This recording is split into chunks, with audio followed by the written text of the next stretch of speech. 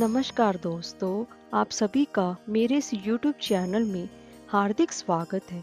अक्षय तृतीया का पर्व हर साल वैशाख मास की शुक्ल पक्ष की तृतीय तिथि को मनाया जाता है। इसे आखा तीज के नाम से भी जाना जाता है। शास्त्रों में अक्षय तृतीया को स्वयं सिद्ध मुहूर्त माना गया है। अक्षय तृतीया के दिन मांगलिक कार्य जैसे विवाह, गृह प्रवेश, व्यापार अथवा उद्योग का आरंभ करना अति शुभ फलदायक माना गया है। सही मायने में अक्षय तृतीया अपने नाम के अनुरूप ही शुभ फल प्रदान करती है।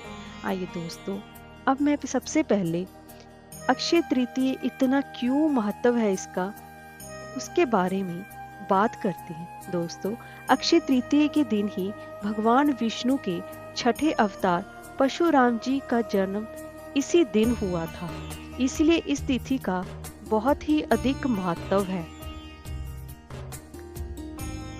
और दोस्तों, इसी दिन ही ब्रह्मा जी के पुत्र अक्षय कुमार का भी जन्म हुआ था और इसी दिन ही कुबेर जी को भी खजाना मिला था। दोस्तों, इसी दिन बद्रीनाथ जी के कपाट खुलते हैं और जगन्नाथ भगवान के सभी रथों को बनाना भी इसी दिन प्रारंभ किया जाता है।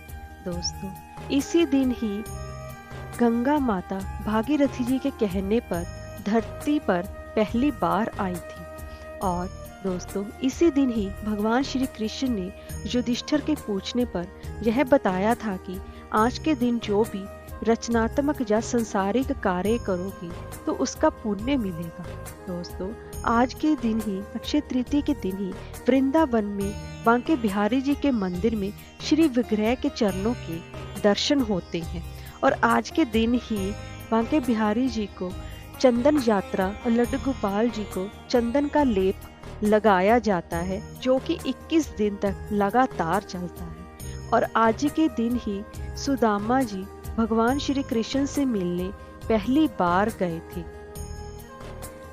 और आज के दिन ही प्रथम तीर्थंकर आदिनाथ श्री ऋषभ देव जी भगवान की 13 महीने का कठिन उपवास कर पारना इक्षु जाने की गन्ने के रस से आज ही के दिन किया था। और आज के दिन ही सतयुग और त्रेता युग का भी आरंभ हुआ था और द्वापर युग का समापन भी आज ही के ही दिन हुआ था। और अक्षय तृतीया के दिन ही वेद व्यास और भगवान गणेश जी ने महाभारत ग्रंथ लिखना शुरू किया था। और आज ही के दिन ही आदि शंकराचार्य जी ने कनक धारा स्रोत की रचना की थी। और आज ही के दिन ही महाभारत की लड़ाई भी खत्म हुई थी। दोस्तों, आज मैं आपको इस वीडियो में स्नान दान के साथ साथ अक्षय तृतीया की पावन कथा सुनाने जा रही हूँ। तो चलिए वीडियो शुरू करते हैं। दोस्तों, अगर आपको हमारी ये वीडियो अच्छी लगी हो तो लाइक और शेयर करें और चैनल को सब्सक्राइब करना ना भूलें और कमेंट बॉक्स में जय लक्ष्मी माता अवश्य लिखें। तो चलिए वीडियो शुरू करते हैं। प्राचीन काल में एक धर्मदास नाम का एक वैश्य था। धर्मदास अपने परिवार के साथ एक छोटे से गांव में रहता था। वह बहुत ही गरीब था, लेकिन वह अपने परिवार के भरण पोषण के लिए हमेशा चिंतित रहता था। उसके परिवार में कई सदस्य थे। धर्मदास बहुत ही धार्मिक प्रवृत्ति का व्यक्ति था। उसका सदाचार तथा देव एवं ब्राह्मणों के प्रति उसकी श्रद्धा अत्यधिक प्रसिद्ध थी।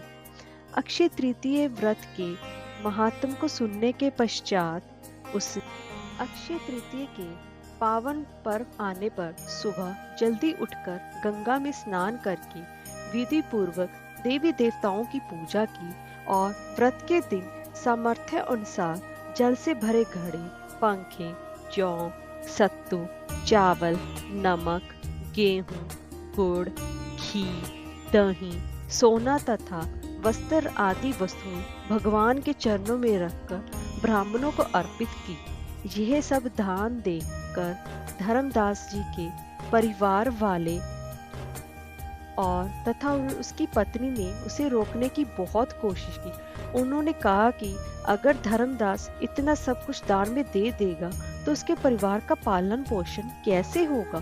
फिर भी धर्मदास अपने दान और पुण्य कर्म से कभी भी विचलित नहीं हुआ और उसने ब्राह्मणों को कई प्रकार का दान दिया।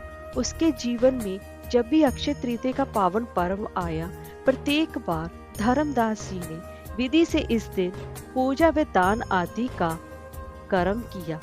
अनेक रोगों से ग्रस्त तथा वृद्ध होने पर भी धर्मदास ने अक्षय तृतीया के दिन ही दान पुण्य व पूजन के सभी कार्य किए। यही वैश्य अगले जन्म में कुशावती नाम का एक राजा हुआ। मान्यता है कि अक्षय तृतीया के दिन किए गए दान पुण्य व पूजन के कारण वह अपने अगले जन्म में बहुत धनी व प्रतापी राजा बना रहा। वह इतना धनी और प्रतापी राजा था कि त्रिदेव तक उसके दरबार में अक्षय तृतीया के दिन ब्राह्मण का वेश धारण करके उसके महायज्ञ में शामिल होते थे। अपनी श्रद्धा और भक्ति का उसे कभी भी घमंड नहीं था। वह प्रतापी राजा महान व वैभवशाली होने के बावजूद भी धर्म मार्ग से कभी भी विचलित नहीं हुआ। माना जाता है कि यही राजा आगे के जन्मों में भारत के प्रसिद्ध सम्राट चंद्रगुप्त के रूप में पैदा हुआ था। अक्षय तृतीया पर दान पुण्य से खुश होकर भगवान ने धर्मदास पर कृपा की। वैसे ही जो कोई भी अक्षय तृतीया के इस दिन दान पुण्य कर व्रत कथा सुनता एवं पढ़ता है, उसे भी अक्षय पुण्य की प्राप्ति होती है। धार्मिक शास्त्रों में भी यह कहा गया है कि जीवन में सुख समृद्धि, यश और वैभव की प्राप्ति के लिए इस दिन दान पुण्य करके व्रत कथा जरूर सुननी चाहिए। जय श्री राम।